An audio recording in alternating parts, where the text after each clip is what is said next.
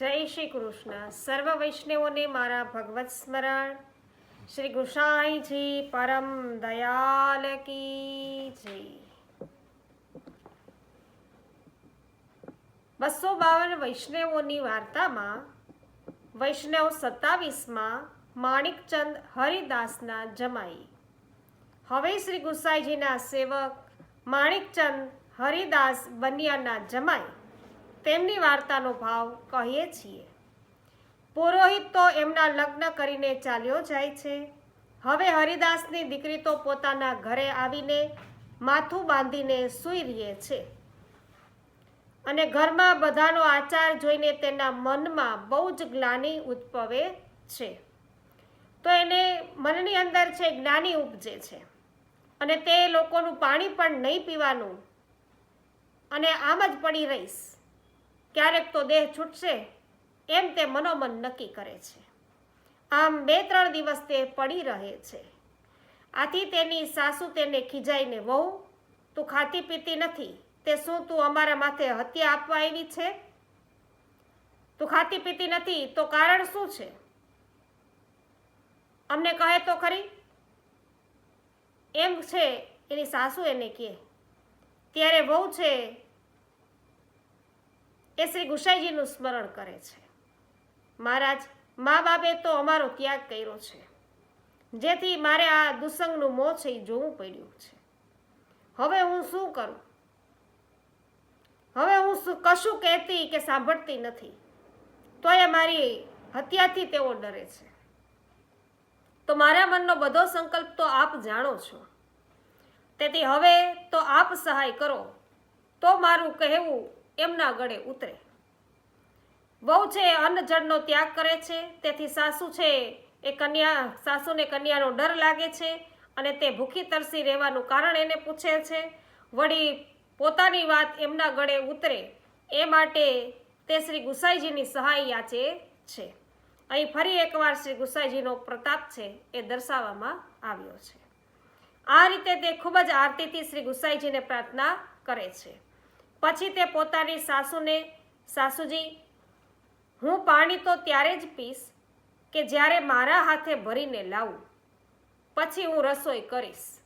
મારા પાણીને કોઈ અડકે નહીં તો હું તે પીશ, નહીં તો મારી આ હત્યા મારા મા બાપને માથે છે, કેમ કે તેમણે મને પોતાના ઘરમાં છે એથી કાઢી અને પુરોહિત દ્વારા અહીં પરણાવી છે.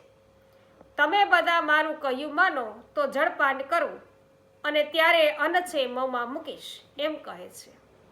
ત્યારે તેની સાસુ તેને કહે, વહુ, જેમાં તારું ભલું થાય તે જ તું કર, એમ કહે છે.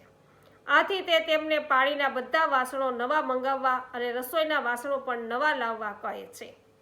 જળ પાત્રો પણ હું ભરીને લાવીશ અને હું બધી રસોઈ કરીને એક પાતળ છે મારી અલગ કરી અને ભરી દઈશ. પછી બધું અન્ન તમને તમારા વાસણમાં ખાલવી આપીશ. પછી તમારી ઈચ્છામાં આવે તે કરો.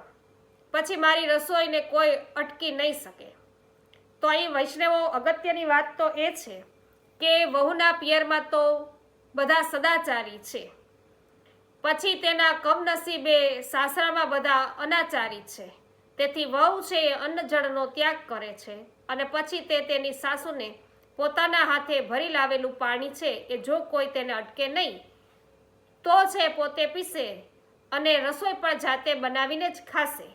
જો આ વાત છે એમને માન્ય નહીં હોય તો પોતે અન્ન જળ લેશે નહીં અને પોતાની હત્યા પોતાના મા બાપના માથે રહેશે, કેમ કે તેમણે મને છે પુરોહિત દ્વારા અહીં પરણાવી છે.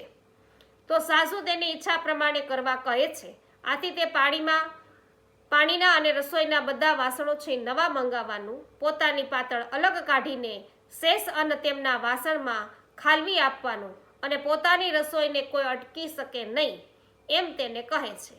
તો અહીં નોંધપાત્ર મુદ્દો એ છે કે એ જમાનામાં પુરોહિત છે એ કન્યાનું માગું લઈને જતો, એવી પરંપરા હતી. અને બીજી મહત્વની વાત એ છે કે માતા પિતાએ પણ પોતાની જ્ઞાતિમાં કન્યા માટે યોગ્ય પાત્ર નહીં મળે તો પુરોહિત પર આંધળો વિશ્વાસ રાખીને પુત્રીને પરણાવવી જોઈએ નહીં, અન્યથા કન્યાની હત્યા તેમના માથે રહે છે. તો સાસુ વહુની વાત સાંભળીને રસોઈ માટે નવા વાસણ મંગાવીને તેને ઈચ્છા પ્રમાણે કરવા કહે છે, જેથી તે રાજીપો અનુભવે છે. અમે તને કંઈ કહીશું કે બોલીશું નહીં ત્યારે તે ઉઠીને નાહીને જળ ભરીને લાવીને રસોઈ કરે છે.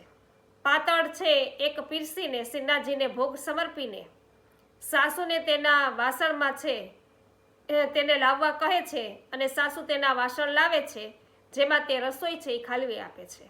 પછી તે પોતાના રસોઈના વાસણો માંજીને અલગ કરીને રસોડું લીપીને ઘરના બધાએ ભોજન કર્યા પછી પોતે ભોગ ધરેલી પ્રસાદી લે છે.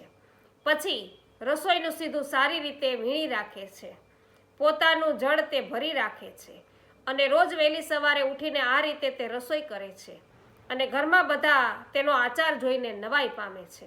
સૌ કહે છે કે હે ભાઈ, હવે તો કે ઘરમાં કંઈ કામ થાય છે તે જણાતું પણ નથી. આમ તેના દિવસો પસાર થાય છે.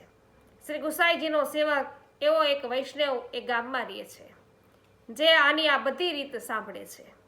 પછી એક દિવસ પોતાને ત્યાં સેવા પહોંચીને તે હરિદાસ છે એ પુત્રીના ઘરે આવે છે. ત્યાં તે વૈષ્ણવોનું સ્વરૂપ જાણે છે.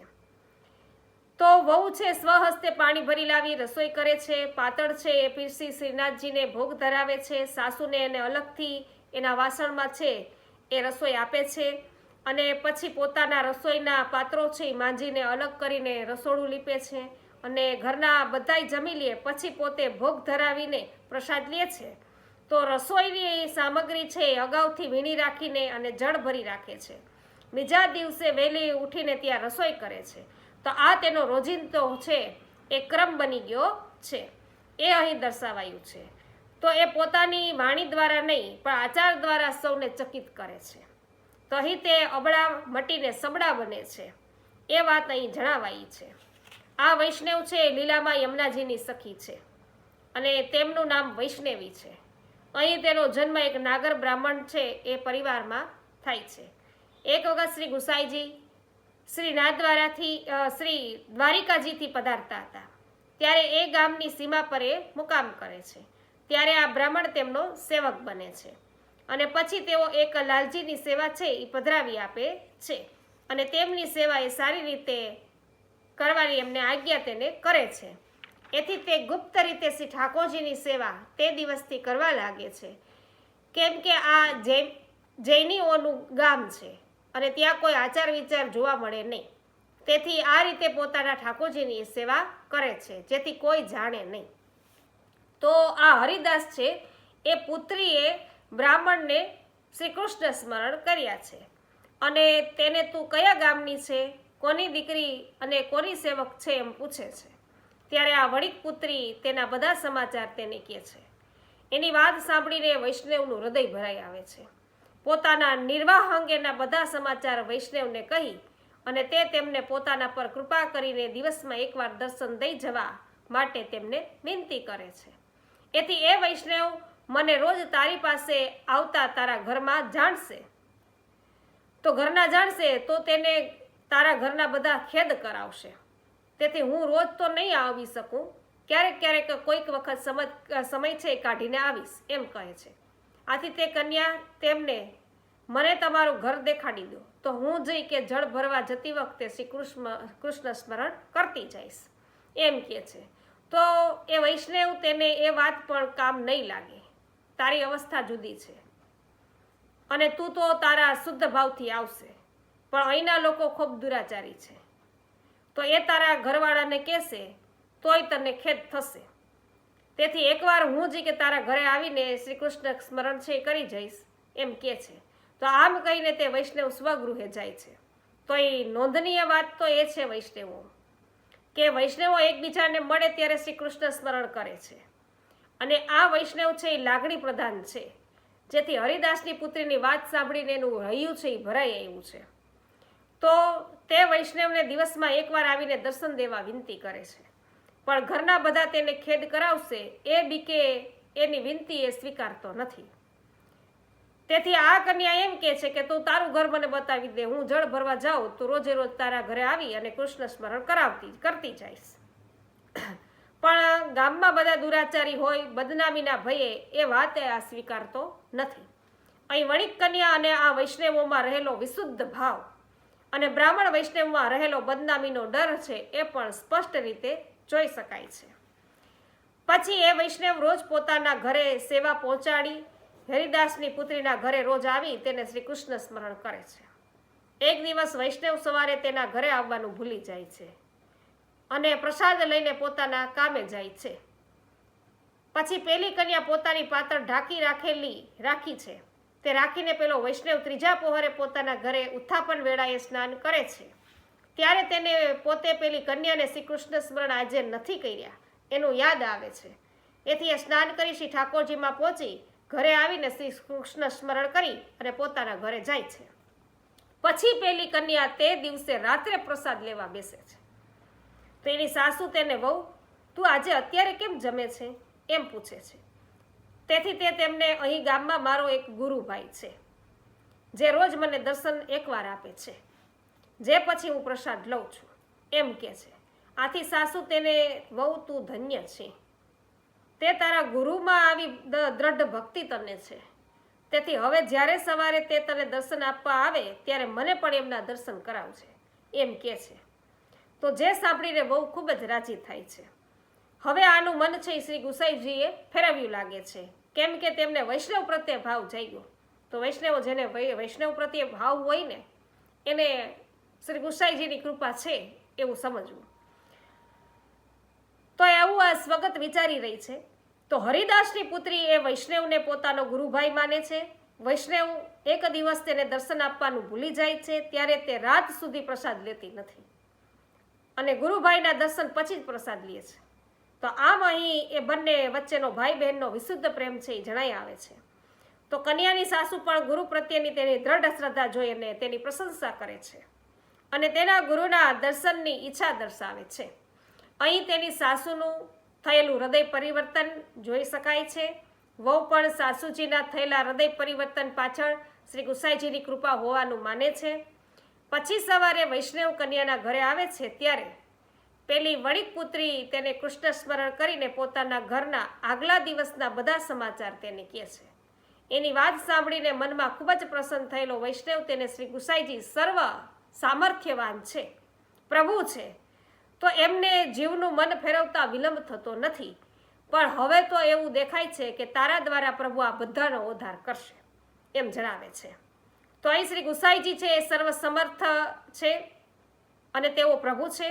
જીવનમાં જીવ છે એના મનના પરિવર્તન લાવવામાં તેમને ક્યારેય પણ વિલંબ થતો નથી એમ પણ સ્પષ્ટ છે એ દર્શાવાયું છે. પ્રભુ શ્રી ગુસાઈજી વહુ દ્વારા આ બધાનો ઉદ્ધાર કરશે એમ હવે તો લાગે છે એમ પેલો વૈષ્ણવ વણિક પુત્રીને કહે છે. તો તેના કથન દ્વારા વહુ એ બધાના ઉદ્ધાર કાજે નિમિત્ત બનશે એમ પણ અહીં જણાય છે, કેમ કે એ દૈવી જીવ છે. લીલામાં સાસુનું નામ છે એ કલ્યાણી છે અને એ શ્રી યમુનાજીના જૂથના છે અને મણિકચંદનું નામ છે એ સુમતી છે. તો સુમતી રત્નપ્રભાથી પ્રગટ્યા છે, તેથી એમના ભાવરૂપ છે અને તે સાત્વિક ભક્ત છે. અને ત્યારે વૈષ્ણવની વાણી સાંભળીને ખૂબ જ પ્રસન્ન થઈને તે તમારા આશીર્વાદથી તેમનું કલ્યાણ થશે. તમે માન ભગવદીય છો. મને એમ લાગે છે કે મારા પર શ્રી ગુસાઈજીની ખૂબ કૃપા છે. મારા મા બાપે તો મારો ત્યાગ કર્યો, જેમ દૂધમાંથી માખી કાઢીને અલગ કરે, પણ દૂધ પોતે માખીને ક્યારેય અલગ ન કરે. પણ શું થાય, એ દૂધ અને માખી બીજાને આધીન છે, તેથી એ અલગ કરી દે છે. તેમ સ્ત્રીનો જન્મ છે તે મા બાપને આધીન છે. એ જેને સોંપી દે તેને આધીન થવું પડે, પણ એ મા બાપ પણ શું કરે, એ કાળને આધીન છે, લોક નિંદાથી પણ ડરે છે. એથી તેઓ કન્યાને છે મોટી થયા પછી રાખી શકતા નથી. તેથી આ બધા ત્રણેયની દોરી છે એ પ્રભુને હાથ છે. પ્રભુએ નિજ જનોની દોરી છે એ દ્રઢતાથી પકડી છે, એ છોડતા નથી. તેથી પોતાના જીવને છે એ સંગ મેળવી આપે છે. તો એટલે અહીં શ્રી ગુસાઈજીએ તેમાં સંગતિ અને અનાયાસ સહેજમાં છે એ કરાવી છે.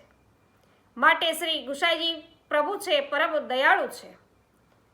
તો વૈષ્ણવો નોંધનીય વાત અહીંયા એ કહી કે પેલો વૈષ્ણવ છે એ મહાન ભગવદીય છે, વળી વહુ પણ શ્રી ગુસાઈજીની વહુ પર છે શ્રી ગુસાઈજીની કૃપા દ્રષ્ટિ છે. સ્ત્રી તો મા બાપને આધીન હોય અને તેઓ જેને સોંપે તેને આધીન થઈને રહેવું પડે છે, પણ એમાં એ કન્યાને મા બાપના દોષ જણાતા નથી, કેમ કે તેઓ તો કાળને આધીન છે અને પોતાના મરણ પૂર્વે તેઓ પુત્રીને પરણાવીને નિશ્ચિંત બને છે. વળી તેઓ લોક નિંદાથી પણ ડરે છે, જેથી પુત્રીને કાયમ માટે ઘરે તેઓ રાખી શકે નહીં. અને પ્રભુને નિજજનો એટલા બધા પ્રિય છે કે તે પોતાના જીવને સંગ છે એ મેળવી આપે છે. એની વાણી સાંભળીને પ્રસન્ન થયેલો વૈષ્ણવ આ તો હરિદાસની પુત્રી છે, જે હરિદાસે રાજા રાજા જેમલજી છે એ સહિત આખાએ મેરતાનો ઉદ્ધાર કર્યો તે હરિદાસની આ પુત્રી છે. તેથી તેની આવી નિર્મળ મતિ હોય તેમાં શું કહેવું. પછી વહુ તેની સાસુને, સાસુજી પેલા વૈષ્ણવ મને શ્રી કૃષ્ણ સ્મરણ કરવા આવ્યા છે, તેમને બેસાડીને હું આવી છું, તમે તેમના દર્શન કરવા માટે ચાલશો. એ પોતાને ઘરે જાય એમ કે છે.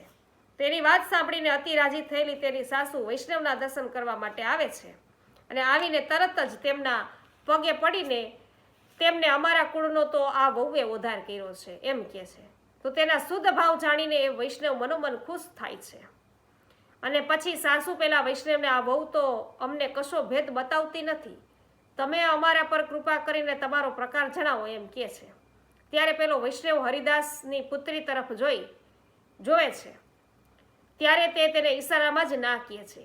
તો પેલી કન્યા આખા મેરતા છે એનો ઉદ્ધાર કરનાર હરિદાસની પુત્રી હોય, તેની બુદ્ધિ નિર્મળ બેશક જ હોય.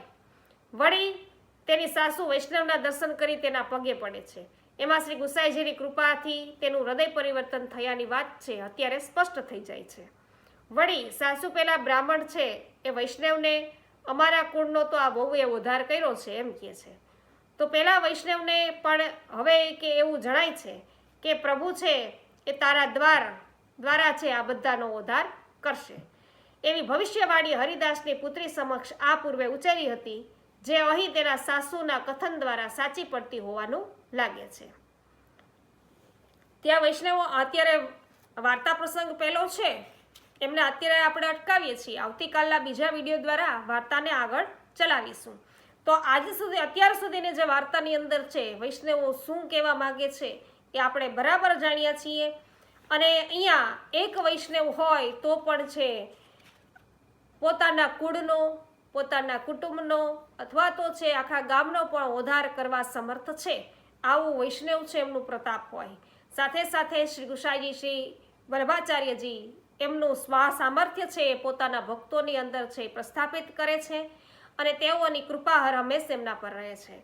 એ વાત આપણે જાણી. આજનો વિડીયો તમને પસંદ પડ્યો હોય તો અવશ્ય લાઈક કરજો, કમેન્ટ કરજો, શેર કરવાનું ભૂલશો નહીં. હજુ સુધી પુષ્ટિ સત્સંગ ચેનલને આપે સબસ્ક્રાઈબ ન કરી હોય તો અવશ્ય કરી લેજો અને સાથે સાથે સ્ક્રીન ઉપર પણ એક લિસ્ટ આપવામાં આવેલ છે, તેના પર અવશ્ય ક્લિક કરજો તો વૈષ્ણવો તમને નવા સત્સંગો પ્રાપ્ત થશે. સર્વને મારા જય શ્રી કૃષ્ણ. શ્રી ગુસાઈજી પરમ દયાલ કી જય.